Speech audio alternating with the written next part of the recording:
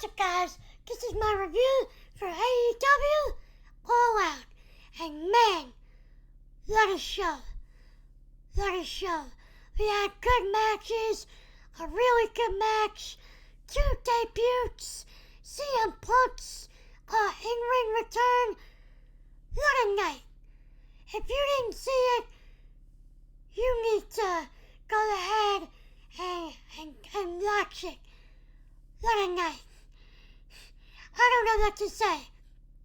All I want to say is AEW, Tony Khan, you better save some surprises for the 22nd. I'm going to the show in New York.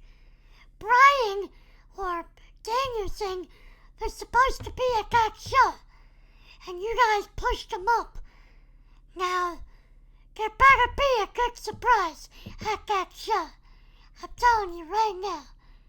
But, like I said, this is my review for All Out. Gonna go through the matches from top to bottom, give you my thoughts. Let's get into this. Well, I'm still on a high, because I was tired. Again, this pay-per-view went till 12 o'clock. Again, or almost 12 o'clock. During that main event, I was kind of tired. I was dozing off. I'm not gonna lie. But, what do you expect? A 4-hour show, and I got my sleeping schedule kind of back on track, so I was tired. But, I'm up now to do this review. Let's get started. For the buy-in, it was supposed to be the Women's Casino Battle Royal, but due to Andrade and Pac, they couldn't have their match, so they moved the Casino Battle Royal to the main card, and they put a 10-man tag match on the buy-in. So it was Jurassic Express and Best Friends versus the HFO, the Hardy, Matt Hardy's faction. I thought this was a good match. It was your typical 10-man tag match. People came in, did your spots, tagged out. Typical match. They had a really good submission spot there. Each guy put a person in a submission, and then a person came behind them, put them in a submission. Another person came, put on a submission, and then we broke it up. Luchasaurus just pushed everybody down. That was pretty funny. Luchasaurus I think it was Jack Evans. He got him into a choke slam pose. He lifted him up. Jack Evans turned, and in rotation, Luchasaurus hit like a GTS knee. That looked pretty cool.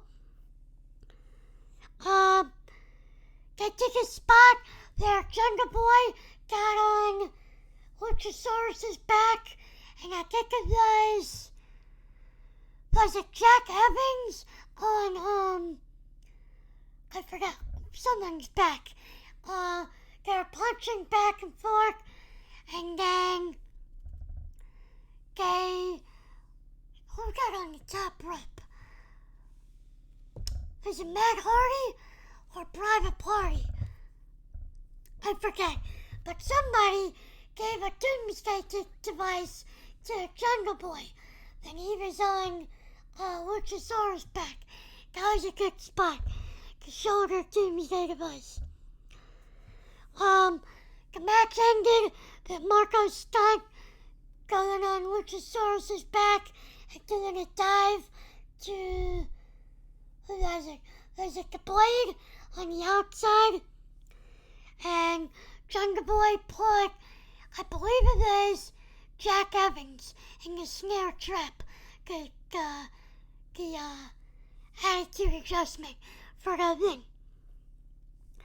After the match, the Butcher returned. After, I believe it's like 7 months, the Butcher returned. He had a scissor, and he went to give Orange Cassidy a haircut. But Dark Order came out, and the Varsity Blondes, a bunch of teams came out to make a save. So, like I said, good match. I had no problem with it.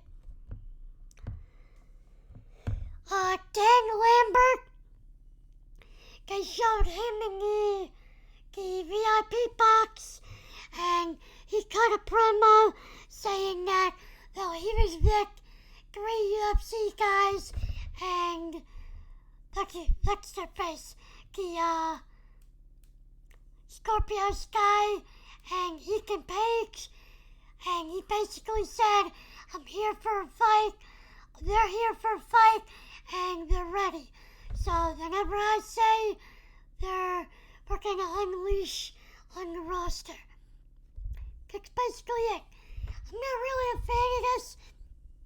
I like Dan Lambert's promo, but I'm not really into the whole 3 UFC and Scorpio Sky, faction. But we'll see where this goes. So, All Out opens with the TNT title, Mira versus Eddie Kingston. This was a good match. Eddie Kingston hit corner chops, followed by an exploder. Kingston jumped off the apron for a senton, but Mira caught him into a power slam. That looked pretty cool. Mira worked on the back. Eddie Kingston was selling the back for the majority of the match. Eddie Kingston hit a fisherman. Was it a fisherman DDT or a fisherman? Was it a fisherman suplex? Yeah, fisherman suplex for a 2 count. Mira had him in the game over. Eddie Kingston broke out of it. Eddie Kingston hit him with a back elbow, followed by a DDT. The match ended that, they were telling the story there. I believe Mira ripped the turnbuckle, the pad off the turnbuckle early on. So, Eddie Kingston then took the row Mira into the turnbuckle, but the exposed turnbuckle, but the ref got in his way. So the ref turned around to put the pad back on the turnbuckle, and Mira hit Eddie Kingston with 2 low blows, and then he hit his running kicks, 2 of them for a 3 count. So Mira retains, like I said, good match, good opener. Next match was Jon Moxley versus Satoshi Kojima. I said it right the first time. This was a good match.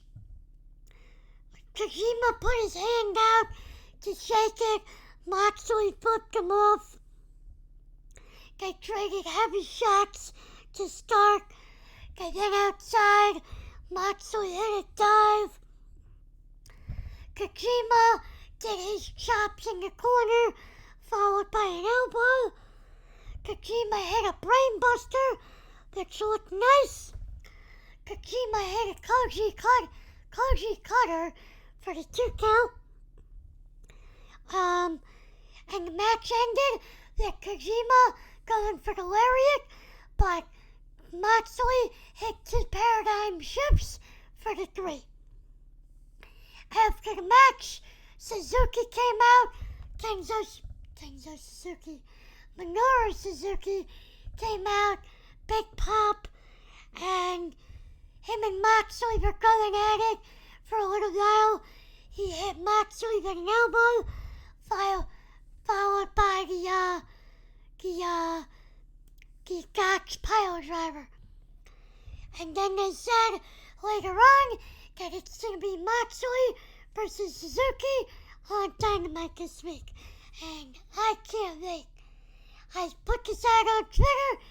Give me Moxley versus Suzuki. Yes, please.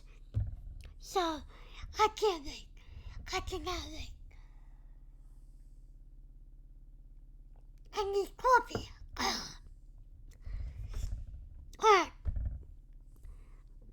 Next match is Britt Baker versus Cris Statlander for the AEW Women's title.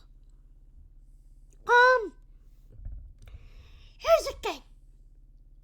I thought this turned into a good match towards the end. I gotta watch it again. But the way this started, I feel like their chemistry was off. The match was a little sloppy. But like I said, it got good towards the end. Britt Baker hit a top rope, hanging neck breaker. I can't speak. Britt Baker hit a swing blade, followed by, she hit a swing blade and then for a curb stop, and here's where it kind of looked a little sloppy, kind of messed up on the curb stop. But, what's her face? Cris Statlander then out of the way and hit her fisherman buster for the 2 count. Cris Statlander missed the 450. She went outside on the apron and she went for a moonsault. I forgot what she called it, but she missed the moonsault. Baker hit a curb stop on the outside. That looked pretty cool. Got her back in the ring. Britt Baker hit a Pittsburgh Sunrise. Adam Cole's Panama Sunrise. And a curb stop followed by the lockjaw for the win. So Britt Baker retains. Like I said, I don't know, the chemistry was off in the beginning. A little sloppy. Got it turned into a good match at the end. But I might have to rewatch it. But so far, all the matches, even the buy-in, have been good. And next, we have the match of the night. I said it would be match of the night, and I was right. AEW Tag Team Championships, the Young Bucks versus the Lucha Brothers in a steel cage. Excellent match. The Lucha Brothers got wrapped to the ring by I'm gonna butcher this name. Murez Del Gallo? I butchered that. I'm sorry. But it was a good entrance. Pretty good. I liked it. I also wrote down that this cage was big. It was tall. I think I said 20 feet. And normally, there's no, in between from the ropes and the cage. But there was a spot in between the rope and the cage, which came into play during the match. But I like that, that there was a little spot in between. You couldn't go to the outside, but there was a little space. I like that. So there was a bunch of spots in this match. I wrote down what I could, so I'm just gonna go down the list of spots I wrote down. There is a Phoenix. Phoenix held, I believe it was Matt, in the, like, with his legs up, like the Dudley Boys do, the looks up thing, and Bubba comes off the rope. But instead of Pentagon putting his head into Matt's crotch, he gave him like a drop kick into his ass. They power bombed, I believe it was Phoenix, into the cage. They all did cutters. Phoenix gave Nick a cutter, and then Matt gave Phoenix a cutter. Pentagon gave Matt a cutter, and then Matt went up top and gave Pentagon a top rope stunner. Then Phoenix hit a double cutter. It was ridiculous. Matt gave, I believe it was Phoenix, a German, in, like I was saying, in between the ropes and the cage. There's a small space, so Matt gave, I think it was Phoenix, a German. That looked like a bitch to take. The Young Bucks, I think it was Nick, gave both Lucha Brothers a low blow. He kicked them straight in the dick. At one point in the match, both Young Bucks, they're ripping at both Lucha Brothers masks.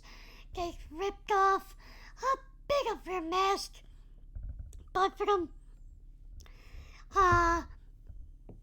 What's that guy? The guy with the protective mask. I forgot his name on the Elite. But he tossed in a bag, like he threw it over the cage at Nick. Nick almost caught it, but he fumbled it. So it was a shoe, the thumbtacks on the bottom of it. Nick put it on. He super kicked Pentagon, the shoe. He went to the corner.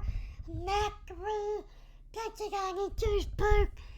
Then he was kicking Phoenix with the shoe. Then they gave, I believe it was Pentagon, the BTE trigger.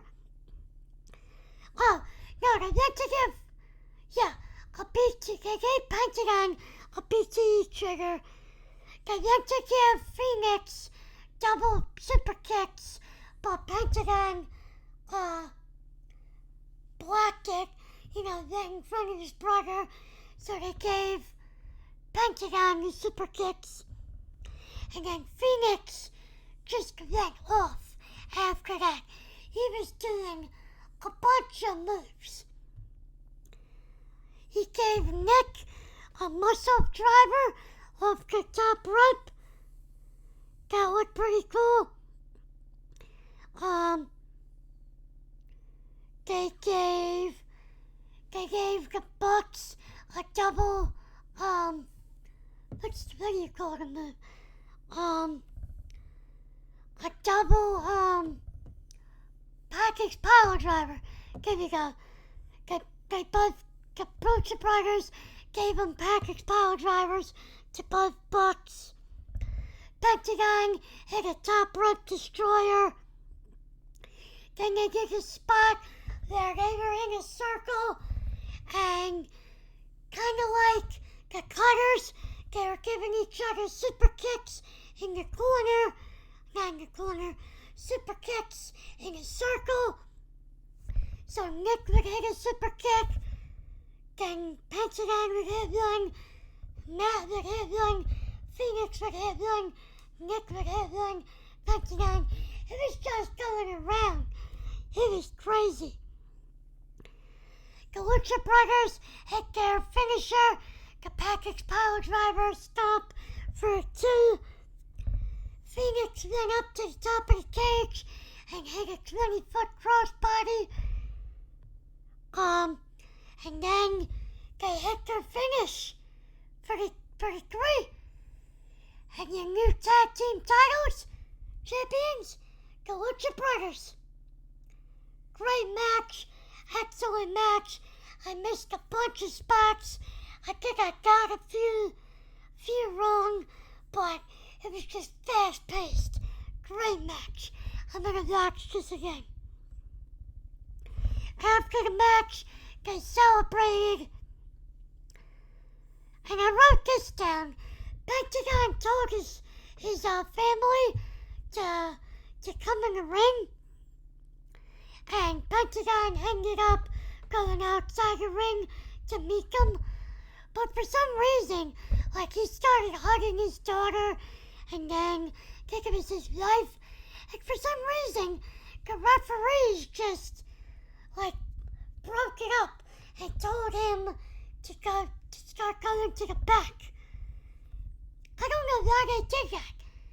And then they played, like, highlights of the 4 or 5 matches that already happened. So, I didn't like that. They ruined Pentagon's moment, family moment, for video packages. I didn't know what that was about. I did not like that at all.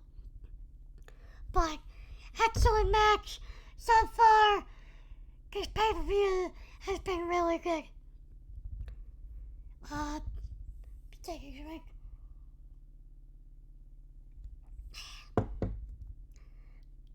Next is Chris Jericho versus MJF. If Chris Jericho loses, he can't wrestle in AEW anymore. So, the countdown hits, the old Y2J countdown, and everyone's starting to pop. All of a sudden, the Titantron, I believe it said, Jericho's last match, and MJF came out. So the crowd started booing. I found that funny. Chris Jericho had his guitarist from Fozzy play him to the ring.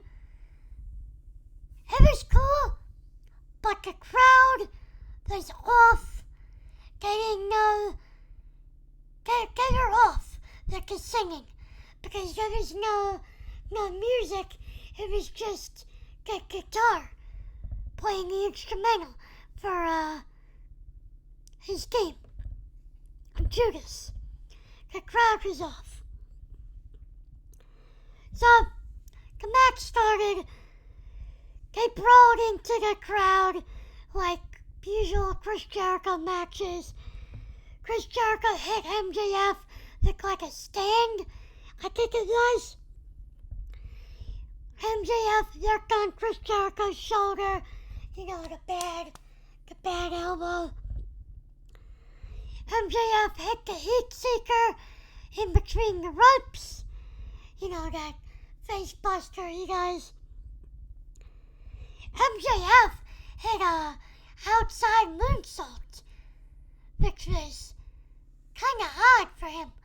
But Chris Jericho moved, MJF landed on his feet, but Chris Jericho got MJF up for a powerbombed him on the apron. Chris Jericho hit a code breaker off the top. He hit a lion salt. Wardlow came out. Jake Hager came out in back of him, took him to the back. While that was going on, the referee was distracted. MJF took Floyd, the back, hit Jericho with the back, hit Jericho with Judas, and he hit Jericho with Judas, and he pins him. But Jericho puts his foot on the rope at the last second, but Aubrey Edwards counts to 3. So they start playing MJF's music. He thinks he won. All of a sudden, another referee says, hey, he got his foot on the rope. And Aubrey's like, was that there the whole time? So Justin Roberts reverses the call, restarts the match, bell rings. Jericho tries to get MJF with the roll-up. MJF kicks out, puts Jericho in the armbar, and Kiki's got him in the crossface too. But eventually, Jericho puts him in the rolls for the win. He tapped out. So, Chris Jericho wins. It was a decent match. I thought it was a little slow. It got good towards the end. I mean, so far, this has been the weakest match, I think, so far.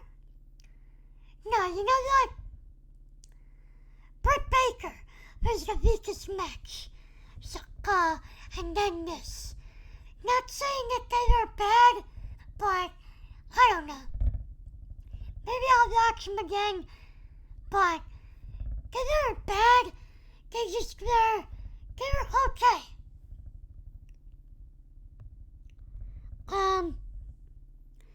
CM Punk versus Darby Allin's next. CM Punk's first match in 7 years. CM Punk got a huge pop coming out. He wore tights. His ring attire was tights, which was odd to see him in tights. But, you know, they had a basic match. I mean, the story was, does CM Punk still have it? And, you know, he looked a little, I don't know if he meant to look a little slow and rusty, if he did it on purpose, because it was his first match. He looked good, but he looked a little slow. But they played into the story of the match, which was, it was his first match in 7 years. So, like I said, basic match, basic start. They locked, shoulder and elbow tie up. They gave each other shoulder tackles. CM Punk, Darby Allin did a leapfrog. CM Punk did a leapfrog. Punk got Darby up for the GTS. Punk got out of it, went to the outside. Darby gets back into the ring. They lock up again. CM Punk throws Darby into the post really hard. Darby hits the post and goes flying to the outside. CM Punk worked on Darby's neck, his back, got him in rust holds. Darby hit his overhead stunner.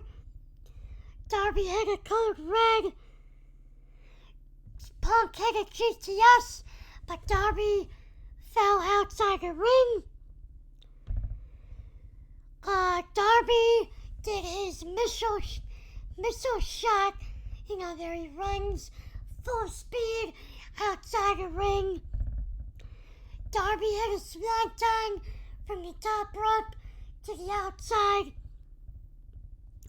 The match ended with Darby going for a poison rana, so he went on CM Punk's shoulders, went to go back for the rana, but Punk countered and got him into the GTS for the win.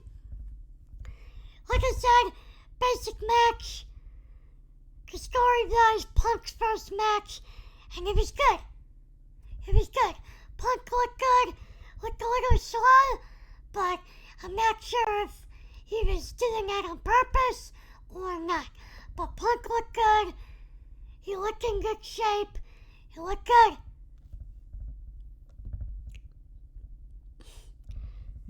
Next, I put this on Twitter. It's 11 o'clock p.m. I do not want to see this. It was Paul Wight versus Cutie Marshall. Paul Wight he was doing chops, shoulder blocks. He was fighting off the Cutie's crew, and he then took a choke slam. There's really nothing to it. Paul Wight won. One of the problems, I would pretty much say like the only problem that this pay-per-view, is the order of the matches. Like I said, it's 11 o'clock. Nobody wants to see Paul Wight. So I think the ordering of the matches was a little off. That's the only complaint, really, I had for this pay-per-view. And I'm just realizing I skipped the Women's Casino Battle Royal. I didn't write down much for this Battle Royal. At this point, I think I was making coffee. Because it's a Battle Royal, it's a Battle Royal. Ruby Soho debuted. People got what they like. Thunder Rosa hit a Hurricanrana off of Ruby.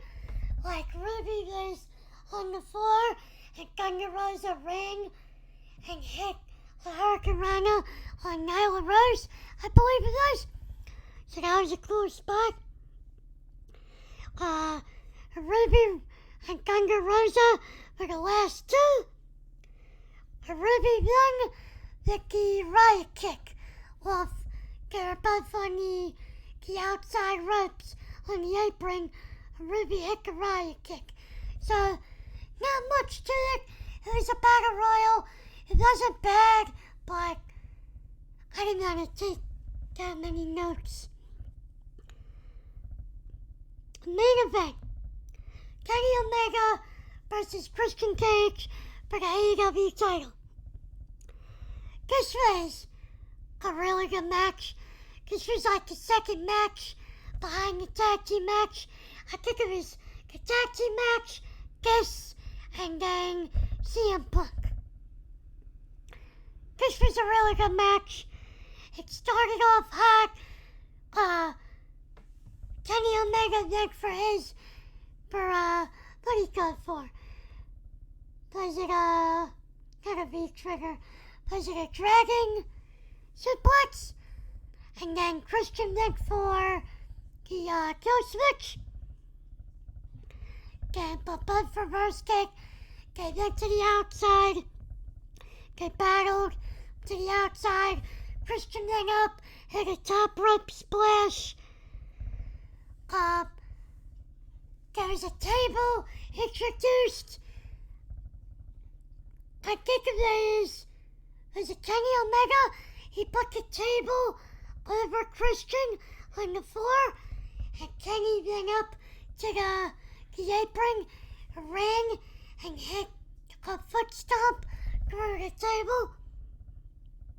That was a cool spot.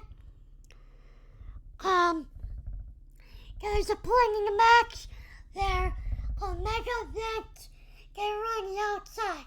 So Omega went to run, jump on the guardrail, and do a moonsault. But Omega slipped and hit his ass on the rail. But he recovered and ended up hitting the moonsault anyway. But that was pretty funny. Omega hit the Hoshi for, I believe it was, a 2 count.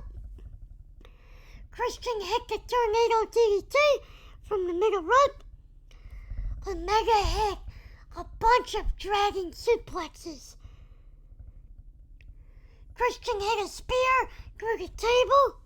There there was another table set up outside, and they were both outside the ropes on the apron. So Christian ran, hit Omega with a spear, gave them through the table. They got back in the ring. Christian hit a few more spears for the 2 count. The Good Bros came out, tried to cause a distraction, but Christian fought a move. Christian hit the kill switch for 2. And then the match ended. They were on the top rope.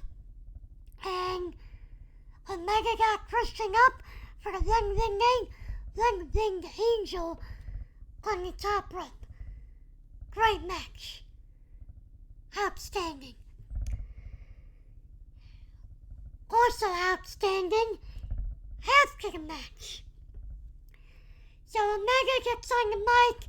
He's saying, I beat everybody. Nobody's on my level. In this company, out of this company, or dead. All of a sudden, Adam Cole comes out. That's right. Adam Cole, baby, comes out.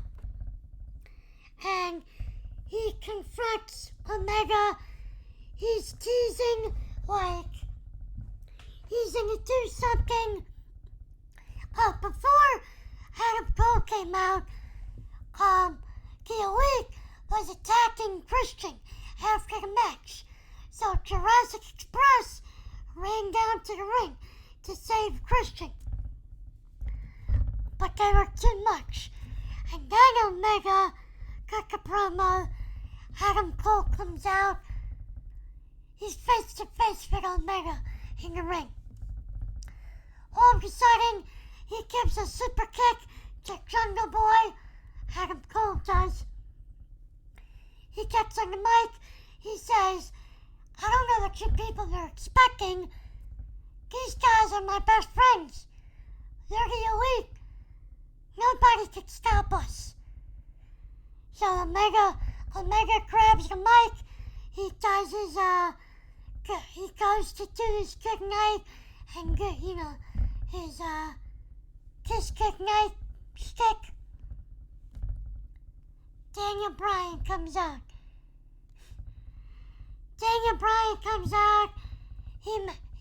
He's got a man bun again. Looks at everybody with the man buns. Brock. But Bryan comes out, makes the save for Jurassic Express and Christian Cage. He makes the save, and the pay-per-view goes off the air with them in the ring. Bryan in the ring. Bryan hits the knee to Nick Jackson, and pay-per-view goes off with them celebrating in the ring. Great show. You had Ruby Soho, Adam Cole, Bryan Danielson debuting, CM Punk first match. You had all good to really good, even an excellent match. No bad matches, well, except for Pole Night, but I'm not gonna count that. I'm not counting that. But this was, if not the best, or one of the best pay-per-views AEW ever had. And, man, I'm just excited to see what's coming. What's next. I mean, the expression goes, one man's trash is another man's treasure. And man, WWE let go of some good treasure. And there's still more to come. You got Bray Wyatt. It's speculated that he's the surprise now for September 22nd, the show in New York. But, man, it's a good time to be a wrestling fan. and a bad time to be WWE. If I'm Vince McMahon, I'm pulling my hair out. But, man, I don't know what else to say. I guess I'll end it right here. I think I went on long enough, but let me know in the comments what you thought of the show. If you agree with me, if you liked it, if you didn't, I put a poll up on Twitter. Go vote in the poll. Thumbs up, thumbs down, go vote. Let me know. Let me know if you watched it. If you just wanna see my review, that's fine. But let me know. Leave a like if you like the review. Subscribe if you're new. Turn on the post notifications so you know when I upload. Have a nice day, guys.